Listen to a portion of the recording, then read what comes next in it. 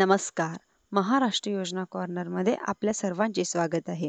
आजच्या व्हिडिओच्या माध्यमातून आपण बघणार आहोत की राज्यात नवीन विमा योजना आणण्यास घाट म्हणजेच की शासनाने घातलेल्या त्या संदर्भातील जी.आर. निर्गमित केलेला आहे आणि जवळजवळ 700 कोटीच्या आसपासचा चुना आता शेतकऱ्यांना या खरीप हंगाम 2025 मध्ये लागणार आहे.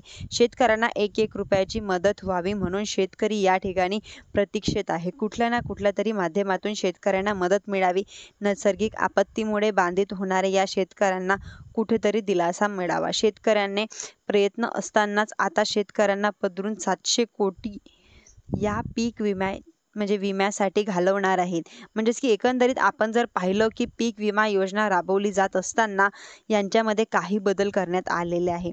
कप अँड कॅप मॉडेल लावण्यात आलेला आहे. तो पूर्ण राज्यांमध्ये अंमलबजावणी करण्यात आला. देशांमध्ये सुद्धा तुम्ही हेच मॉडेल वापरू म्हणून केंद्र शासनाच्या सजेशन देण्यात आले आहे की अखेर या मॉडेलमुळे शेतकऱ्यांना बाधित वापरामुळे राज्यामध्ये ही पीक विमा योजना बदल करण्यात आली आहे. नवीन पीक विमा योजना आणण्यासाठीच घाट घालण्यात त्यांच्यानंतर जी.आर. निर्गमित करण्यात आल्यानंतर या पीक विमा बदल केलेला आहे. शेतकऱ्यांना दिली जाणारी 1 रुपयातील पीक विमा आता योजना ही बंद करण्यात आलेली आहे. योजना जशी आहे तशीच फक्त त्यांच्यामध्ये शेतकऱ्यांचा हिस्सा भरण्यासाठी तरतूद करण्यात आलेली आहे. एकंदरीत आपण जर पाहिलं होतं तर जवळपास 1,70,00,000च्या आसपास समजा 1.5 कोटी लोकांच्या 1.5 कोटी खातेदारांच्या किंवा 1.5 कोटी पॉलिसी या पीक विमा योजना अंतर्गत भरण्यात आल्या होत्या. आता सरकार म्हणणं येतंय की यांच्यामध्ये बाद आणि किंवा जे काही बोगस पॉलिसी मोठ्या प्रमाणात भरण्यात आल्या, जुने विषय काय होते, पहिले काय कुठेतरी बॅलेट पेपरने मतदान करत होते, ते बॅलेट पेपरच्या बदल्याचा फोडण्या जायच्या अशा गोष्टी बऱ्याच साऱ्या चर्चेत येत होत्या.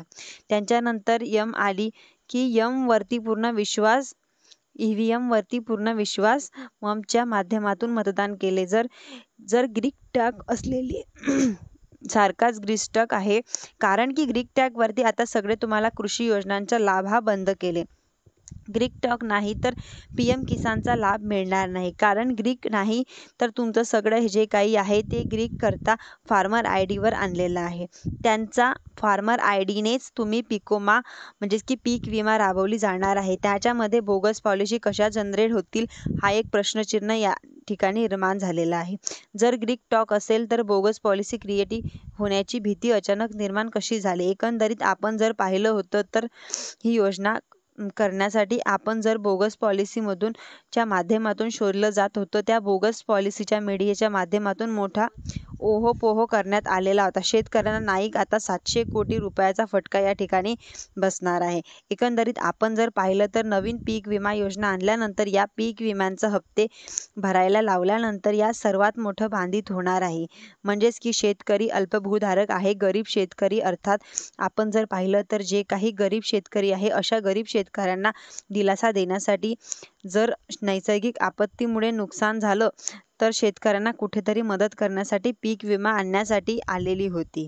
हा उद्देश अत्यल्पभूधारक शेतकऱ्यांना दिलासा देण्यासाठी आता 10 हेक्टर 15 हेक्टर भरणारे आजही भरतात, उद्याही भरतात. भारतीय त्यांना काही फरक पडणार नाही. परंतु अल्पभूधारक शेतकरी त्यांचे 1 हेक्टर पर्यंत असेल तर 2 हेक्टर पर्यंत असेल, समजा 3 हेक्टर पर्यंत असेल, अशा शेतकऱ्यांना कुठेतरी दिलासा मिळणार आहे.